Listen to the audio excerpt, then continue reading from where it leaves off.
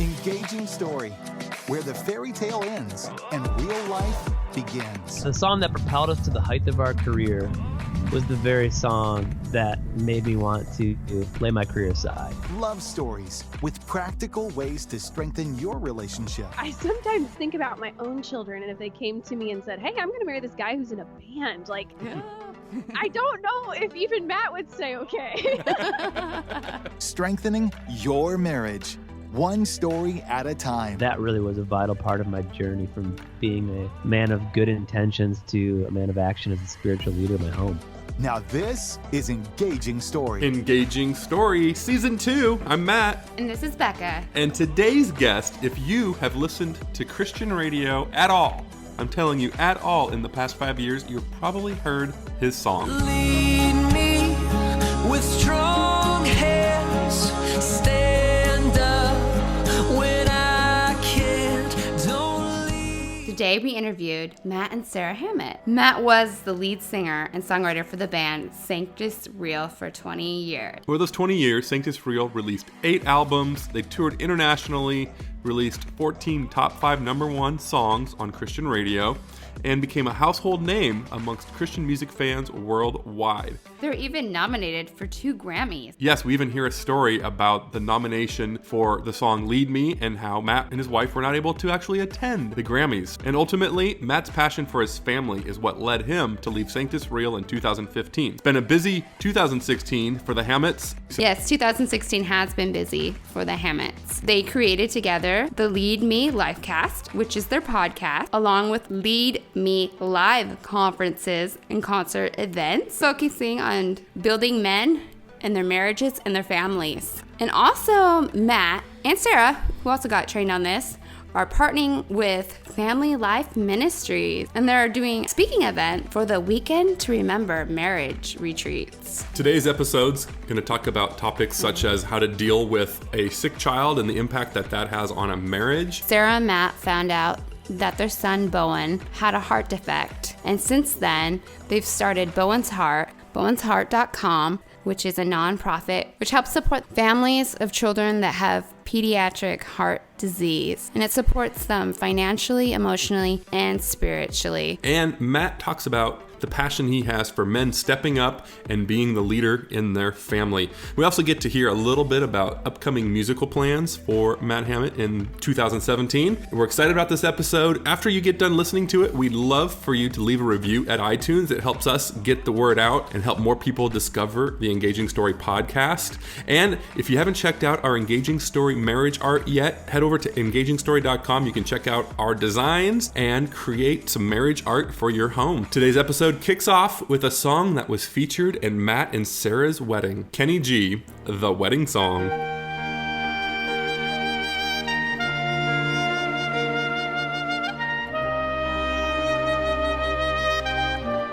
Our wedding song was Kenny G.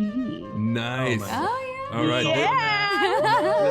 There's Can't believe nothing you better did to start that. off a marriage podcast than with Kenny G. It was amazing. It was, I think it's called The Wedding Song Okay. by Kenny G. Yeah, it is called The Wedding Song. That plays Perfect. smooth sax, man. And you probably, it sounded like you said something else, but yes. Hey, man. You never know. There's probably some deep theological reason that you had that song. Whatever. Here, I'll tell you why we had that song, because Okay. I couldn't find any songs that had the right words to describe our love. And so I thought no words would be better, because all the other words paled in comparison to how I felt. So Aw. That's a cool answer. That's sweet. Right. Go ahead and tell us how you guys met. Matt and I both grew up in, I would say, towns next door to each other. You know, I was a suburb of his town, and both grew up in Christian homes. We have great parents. I always like to say that. It all started freshman year of college for me. Matt wasn't in college because he had already been offered record contracts and was doing the music thing. See, I saw him around Christmas time, like Christmas break from college, and he was leading worship at church. And I remember just thinking, I want to marry that guy. I really want to marry that guy. And Lord, if I marry that guy, I will. At that time, I was in college, and I wasn't promiscuous or anything, but I was drinking here and there, and I wasn't necessarily on fire for God by any means. And so I was going to the crusade meetings, but then, partying a little bit here and there. So I was like, man, Lord, if you give me that guy and I could just straighten everything up. And it was pretty silly, really. But I prayed about it for 2 weeks straight, and then I actually just sort of forgot. God didn't answer your prayer, and your timing. So, yeah. I would say like February rolled around and I went to a crusade meeting and they started talking about summer projects. And I just felt the Lord say, you need to do a summer project and you need to do Ocean City summer project. And sure enough, I applied, was honest in my application, was accepted to the Ocean City summer project. I went away and rededicated my life that summer and came back on fire in August, I would say. And when I got back, my little brother was like, let's go to Columbus, which is about 2 hours from where we're located. Let's go to this big Christian music festival together. And so he convinced me and we headed over that way. And lo and behold, Matt was there. His band was there. Sanctus Real was playing. So at that time, I hadn't remembered the prayer. I remembered just thinking he was cute, and you can maybe chime in. Yeah, so we played early in the morning. We actually were not signed band yet. And so, we were playing early in the morning, and then that night was Audio Adrenaline, Switchfoot, Third Day, a bunch of bands. That night, I was standing back by the tent in the area where we had our merchandise set up. And I just remember looking across the field, and here I saw this girl in overalls. Bare feet. Bare feet. Most carefree girl, like definitely there for sure. And she was just laughing and dancing around. And I thought, man, you know what? Something about her, I could just see myself being with someone like that. And I just had that feeling that, I don't know, it left an imprint on me. And that night, I never approached her at all. And, we're in Columbus, so we're a couple of hours from home. And then I left that night, and the next morning... Well, let me insert there Sure. for a second. I remember you said that, you were looking at me, and I was hoping you were looking at me, because I was sort of had my eye on you way across the field as well. So I was hoping that. And I remember when I left that night, looking over the crowd, because, as you left, you could kind of look out over the crowd. I remember thinking I didn't want to leave because I missed you, and I didn't even know you. And it was a bizarre feeling. Yeah, I would say I definitely left kind of thinking about it. I just thought, well, we're in Columbus, that's that. I'm going to go back to Toledo and pick up where things left off there. And that's, what we did, went back. And the next morning, we actually were leading worship for a community-wide worship service. And what I didn't know is that Sarah's parents and grandmother, both their churches were part of this worship service. And so they had both asked her to come with them. So she had actually driven back up to Toledo area that night. And when I got up on stage to play, there she was in the back with her family. And I was like, okay. Wow. Because Okay. you thought I was from the other town. Well, I just thought you were in Columbus. Yeah. So I was like, all right, this day cannot end without me making some sort of contact here. So afterwards, I walked up to her and started talking to her and asked her if I could hang out with her that week. And I was lucky enough that she gave me her number, which I still have the piece of paper that she wrote it on. No way. And That's awesome. yeah, a few days later, I showed up at her door with homemade chocolate cherry brownies and a smile on my face. So then we started, that was our first time spending some time together. And immediately I really liked her. Yeah, and he made it pretty clear, I would say within the first month. I was headed to Ohio State to college, and he made it pretty clear that and I agreed that we were meant to be together. And quickly we started talking about the future. And then 9 months later, we got engaged. I actually quit college and I went to hair school, and I went and got my license to do hair. And then we got married, I would say 13 months after that. It was July 14th, 2001. We got married. And then from there, straight on the road. Yep, went on tour with Sanctus Real. Wow, did you have an idea that, hey, he's going to be traveling, this is, musician lifestyle when you started dating? And what did you think of that? Sarah, what were your expectations, and then what was reality? Yeah, you know what? That is a great question. I sometimes think about my own children, and if they came to me and said, hey, I'm going to marry this guy who's in a band, like, I don't know if even Matt would say okay. Yeah. But I think there was the best thing I can think of is that my parents and myself, he was just so driven, and you could see how passionate he was about it. And I just think we just knew it was gonna work. And if it didn't, we would figure that out, you know? And so I would say my expectation of traveling definitely was hard. It was hard to, you know, get to know each other on the road. I mean, I remember having arguments in the van while like Newsboys were playing or something. And we're trying to hash out something in the back, you know, in the backstage, and just trying to figure out communication, and there was no privacy. And although we had a blast together, I would say too. Oh yeah. We had so much fun, but it was definitely, even now looking back 15 years later, we can look and go, that's really taxing on a marriage, you know? Yeah. And before you got married, was there any preparation? Did you have any mentors guiding you along the way, kind of saying this is how it's going to be? Did you read any books together? You know, I don't remember if we read books together. I know we went through premarital counseling with a pastor, and I think that probably helped us some. I think there were a lot of things, obviously, like everyone, that we didn't know or understand, that you just have to learn. Yeah. I think overall, you know, we had really strong parents and family, and I think that was one of our greatest assets walking into marriage, was the legacy of, you know, parents and grandparents who had stayed together. And so regardless of some of the issues we had, one of the greatest strengths was our commitment to each other, and knowing that for us, as it was for our parents and our grandparents, divorce wasn't really an option. Well, and I think marriage is, no one can really prepare you for it, and everyone is different, but I think the struggles and the trials, when you hit them, you literally have to apply what you've learned, and it's hard sometimes, you know? Yeah. Were there any big surprises that we weren't expecting marriage to be like? Oh. Where do we start? I mean, No. and we're super candid. I mean, the season we're in is I don't know if you knew, but Matt speaks for Family Life now, and he does the Lead Me Live, and and we have the podcast, and we're very transparent that for us, marriage has not been easy. I would say marriage actually has been easy, but the conflict within marriage has not been easy for us at all. Yeah, for us, most of life has been a lot of fun for us.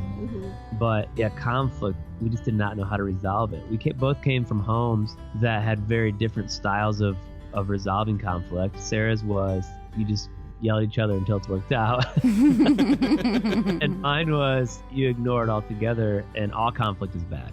And so for me, I had no idea how to resolve it at all. And this way of kind of just yelling at somebody when you're upset seemed totally barbaric to me. It was really difficult for us to figure out, okay, what parts of my family's way of communicating is healthy and unhealthy, and then what parts of her family's communicating was healthy and unhealthy, and then where do we, weed out the bad and try to focus on the good and join together in finding a communication style that can work between us.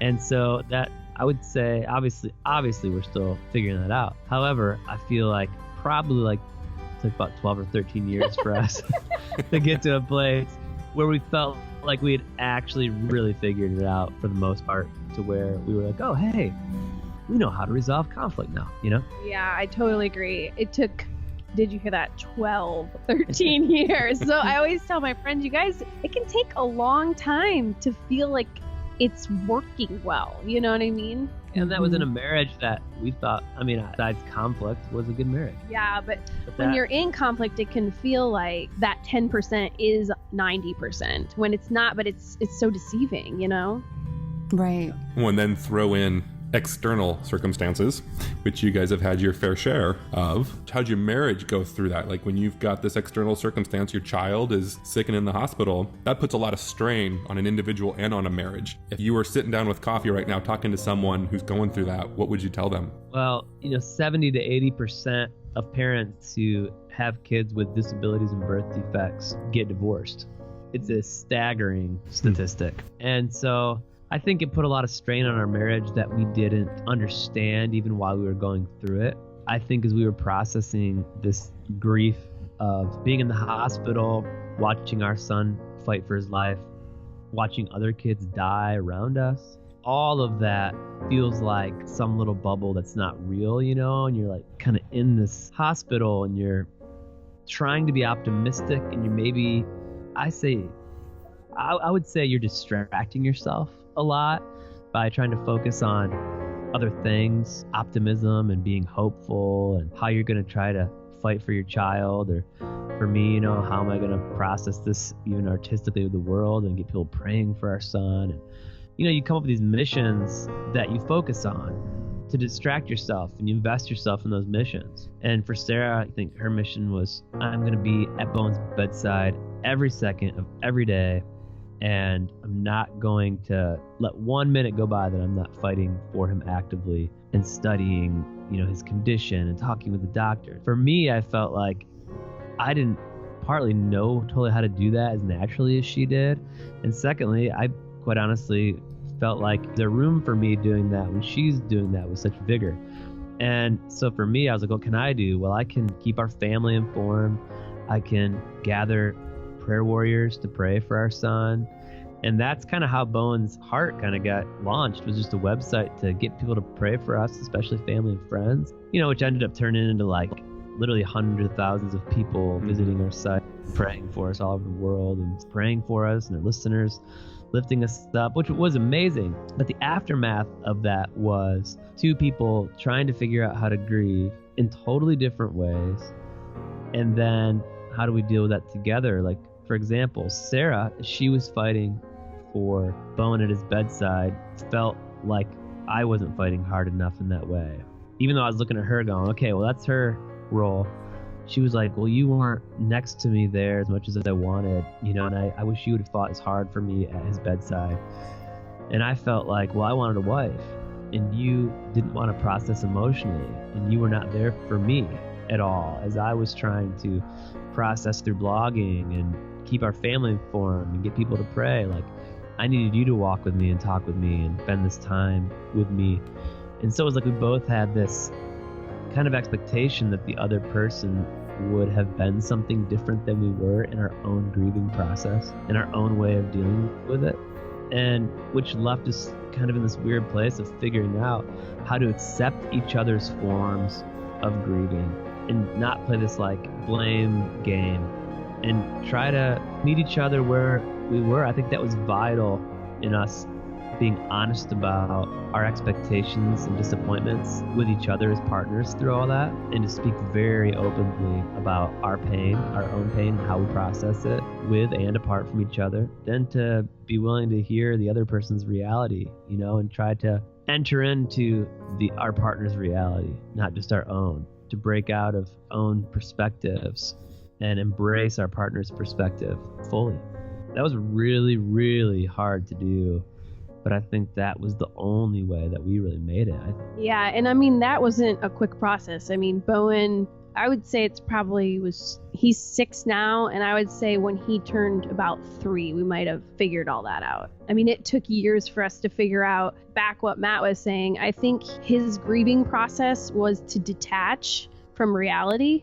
And so he didn't really engage with me on reality at times because that was the way he could cope. And for me, I was so immersed in reality that I needed a break. I needed to sort of pull out once in a while. And so we learned a lot as far as Bowen's health. Ultimately, in his current state, I try to explain to people, Bowen has a disease that's like having terminal cancer, and it's in remission. Right now, he's stable, but short of a miracle, and for lack of a better term, in some ways, he's just dying. And it's hard because it feels like it's not real because he's running around. But then we have social media and we can see, and we have the statistics and the facts, and they all point to he probably won't live till he's 30. Probably. I would say the majority would not live till they're.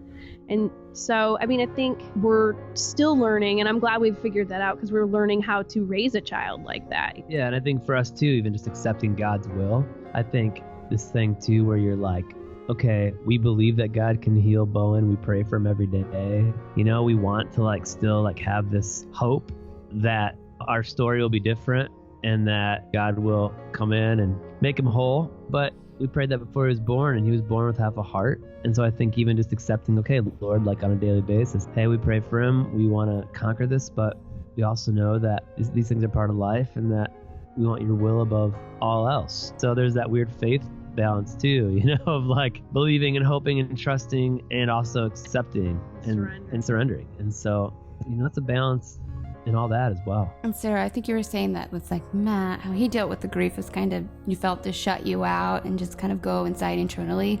So how did you deal with that and trusting God when you felt like maybe he wasn't speaking with you or being the leader that he needed to be? How do you deal with the feelings, I guess, and then with the realities of your world and what his truth? Well, I think for me, originally, I would express my feelings in a way that wasn't beneficial. I mean, I think I was more loud and hey, what are you doing? You know, and it wasn't working. I needed to be, honestly, I needed to sort of be quiet and gentle and let Matthew work that out. And he did, you know what I mean? Mm-hmm. He ended up going through different things and he basically shown that, okay, I am not living in reality right now. I somehow have learned how to detach from reality and I need to get back. And he did. So I don't know that I did the best job in the beginning. I didn't do the best job of resting. And I've learned a lot from that. One thing that I talk about with the men who come through my conference is the big thing is just really passivity amongst men. Not that we don't want to be doing the things that our wives need, but sometimes when we don't know what that is, we could be caught in a pattern of just being stagnant or taking steps backwards and not really. I think guys get caught in this good intentions role. Like, okay, I want to be this good guy. I want to be this great husband.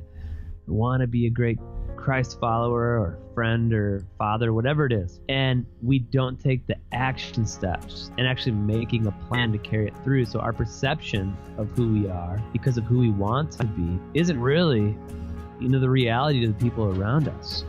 You know, they don't know what we're thinking. They don't know what we want, what our desires are until they become really actions that express that love to them externally.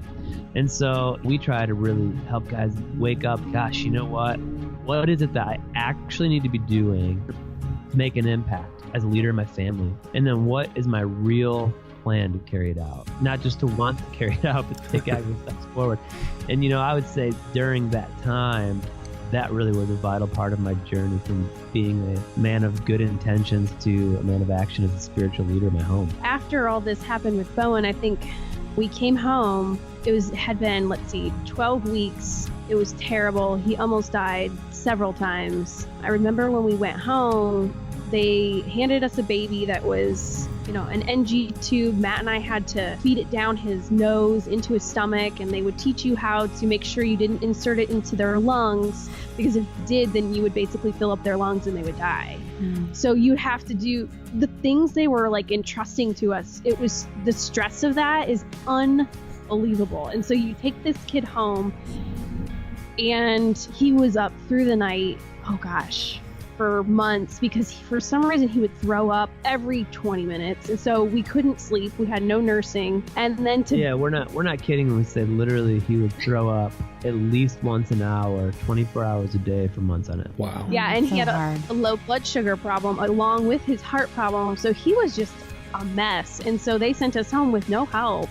We had wonderful parents, but they didn't know what to do. They didn't understand, so it was really me. And then Matt would take care of the other kids, and then he had to go on the road. And so when that happened, it was like, wait a minute, what? So as if the road wasn't hard enough to begin with, coming and going, we call it exit and re-entry. It's hard on a marriage when they're leaving, and then when they come back, there's always tension. So our life was exit and re-entry all the time. Yeah, there's always that day or two where you're like adjusting to the fact you have to leave. You're packing your bags, you're mentally preparing to be apart, and then when you get back and you're like, oh, okay, well I just missed a week or two, and you're trying to catch up mentally to where everybody else is at. Like you're kind of lacking because you're not in the flow. Like you're just always interrupting the flow of your life. Yeah, and for me at home, it was fear involved. You know, I'm home alone. I have kids I have to take care of, and I have to do all the load, everything. And so there's all that, and then now pile on a dying child. Yeah. So it was hard. I mean, and I understood Matthew, it's his ministry, it's what he's called to do. We had to work through that, him leaving after all that. And for me, there was the guilt of leaving every single time. It was like I felt so much guilt. Like this felt so even detached from my job on the road at times. Singer of Saint It's Real, because I was like, gosh, should I even be here right now? It was like, should I be home? What am I doing? I don't like just confusion of, is this really the way it's supposed to be? Like, am I risk for leaving my wife to do all this? And then of course, it's like getting up every night and singing a big #1 song, Yeah. Lead me. And hey guys, we gotta lead our wife. Okay, that's cool. Well, how do I lead my wife when I'm not there? Somebody will. If it's not gonna be me, somebody has to lead them. And so this started that conflict of just this restlessness inside of me. And the irony of Lead Me being #1 while we were in the hospital. This is what I've always wanted. There's some irony to the fact that like the song that propelled us to the height of our career was the very song that made me want to lay my career aside. Lead me with strong hands, stand up when I can't, don't leave me, hungry for love, chasing dreams, but what about us? Show me you're willing to find that I'm still the love I... And it wasn't necessarily just a song. Obviously, like there was life and heart behind the song. There was a real life moment that I wrote that song in, that it came out of Sarah asking me literally to lead her better. But it's just interesting, I think, right? Like we'd always wanted this big song. Here it is, propels us to the top of her career, and then it's like, yeah, I probably should be living that out. Well, kind of like there's a test and a trial all of a sudden around it. And yeah, you have a child sick and your wife needing you, and now you have to live it out. When it puts things in perspective real quick.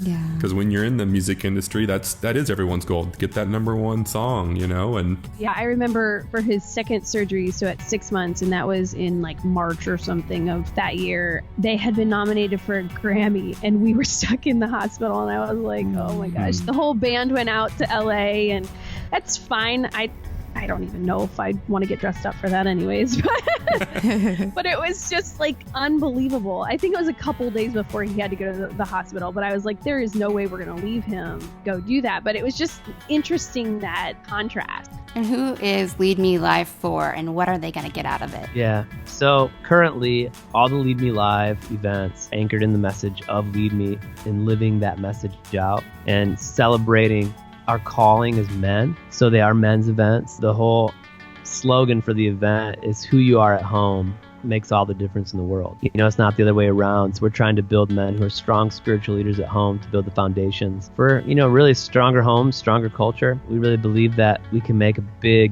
impact on these communities and on future generations. And it's fun. I mean, we laugh. People can watch a video at leadmelive.com under the video section. But, we get together, we do. We have fun. It's some lighthearted stuff, but there's also a lot of very serious, heart-impacting messages that men need to hear. And we spend time fellowshipping together and just strengthening each other. And so it's a really incredible event. And so I'm looking forward to growing that event and reaching more men in the years to come. In the music business, we get real addicted to like pushing so hard to get certain numbers, and if we don't, we failed. It's like I've got to really surrender that mindset and just let it organically grow in each community as we go, and as we come back, and as men get changed by obviously the Holy Spirit working through the messages. And so I'll tell you, it is hard. It's hard to get men to commit to coming to an event, and even when they say they're going to be there, it's hard to get them to actually show up. I mean, it is a struggle. You do a women's event, and all the women are, oh, we're so excited to get together, and fellowship, and hang out, talk about our husbands and whatever it is. And guys are just kind of like, oh man, they just rather, every time we go, oh, it was football. Oh, it was opening weekend for deer hunting season. Oh, it was, there's always this big excuse as to why the men won't be there. And it hasn't been crazy, but I mean, we've had as many as almost 500, and we've had as low as 40, and all across the board. And so it's just a mission for us, and we just believe in it so much. but I do hope that it continues to grow. So was it definitely your own life experience that led you to want to start this ministry, that you think men just need to step up and be that spiritual leader for their family and connect more with their wife? It really does stem out of Lead Me's story from the very beginning, from day one, being the day that Sarah did sit me down. And for whatever reason, it came through so clearly to me that day, like what she was trying to say to me, because I think it was hard for me to understand exactly what her need was. Maybe it was the way she articulated it that day. I don't know, because people ask all the time, like especially women, they're like, what did Sarah say that caused you to write Lead Me and change your heart? You know, and what could I say to my man to Give me 5 steps. You know? Yeah.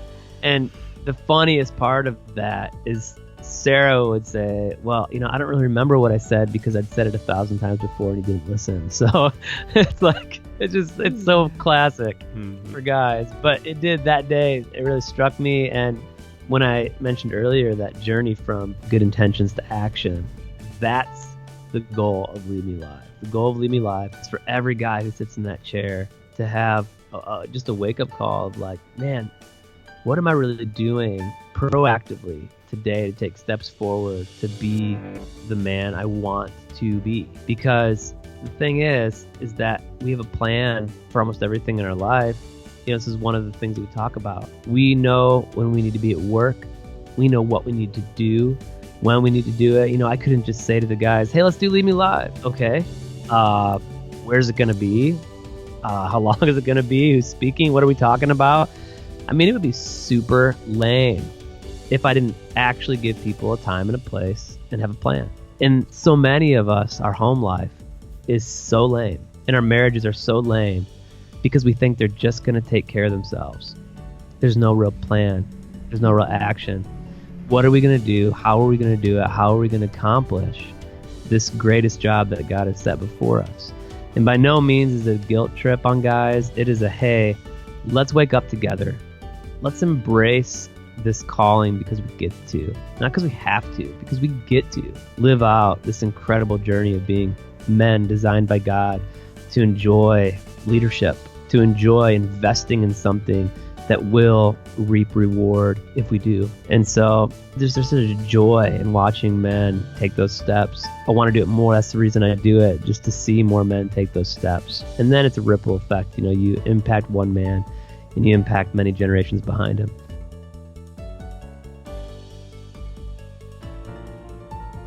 Tell us what you guys got going on in 2017. Yeah, so, you know, it's been a year of praying and being open-handed about what God wants to do through us. And so right now it's really trying to sort through which of the different avenues for ministry and music and speaking need to be most prevalent, and how to plan our next year in a way that we're good stewards of everything God's given us, but mostly good stewards of, you know, this family that He's given us, being now in family ministry. So I will continue to do my Lead Me Live men's conferences next year. I've already got a few set up, and we're looking forward to that. Those have been just incredible, seeing the life change and emails and testimonies we've been getting from men who've gone through the conference. But, you know, we want to do everything quality over quantity that we do in all areas. So we'll probably only do a handful of events, but we'll do our best to do them really well. And then we just signed on with Family Life Ministries out of Little Rock, Arkansas. This is Family Life Today. Our host is the president of Family Life, Dennis Rainey, and I'm Bob Lapine. You know, they've been doing Weekend to Remember conferences all over the world for over 30 years. And so excited and honored to be a part of a team of speakers with them, you know, that gets the opportunity to minister at their events. And so we'll do a handful of those as well. Are you guys doing those together? Or is that just you going out, Matt, or how's that? I'll be speaking. Cool. And Sarah will join me. She went through speaker training as well, and she's welcome by me and Family Life to join me at any time.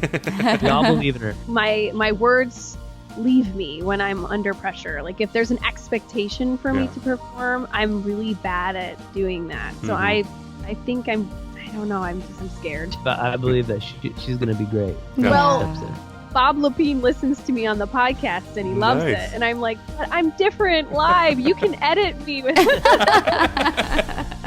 There's so no edit button, and I'm certain they'll want it if I speak live. I would just put my foot in my mouth, I'm afraid. No, you'd be great. She'd be great at it.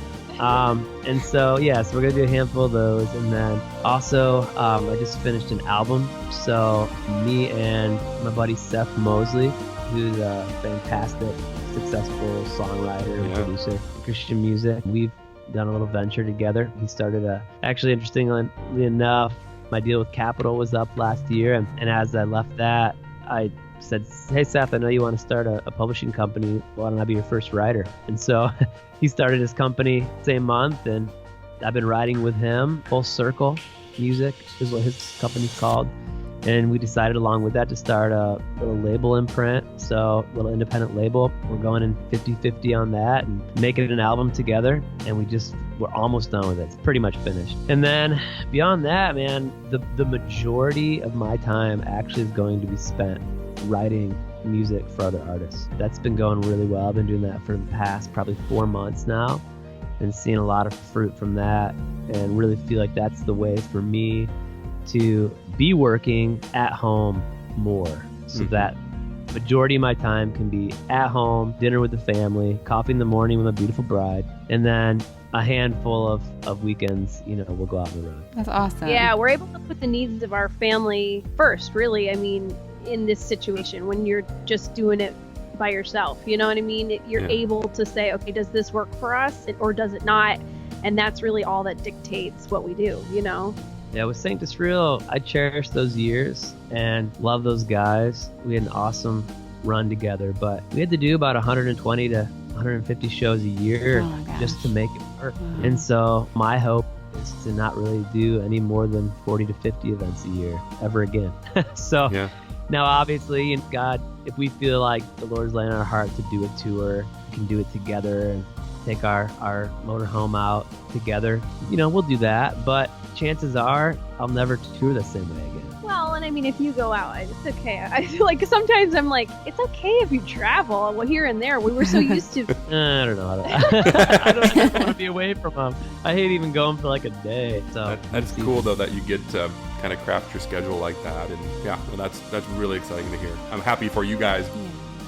So if people want to learn more about your events, your music, best place, matthammitt.com? At hammittmusic.com. If people are interested in Lead Me Live, I believe have all my events updated at leadmelive.com as well. But all the music and speaking events are all at Matt Hammitt Music.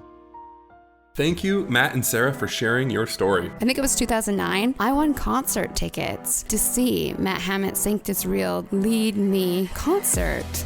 And I went and drove and saw him perform it. And it was just so amazing. And I remember just listening to that Lead Me song over and over and over. And I would just pray that over my marriage at the time. And unfortunately, my marriage ended in divorce.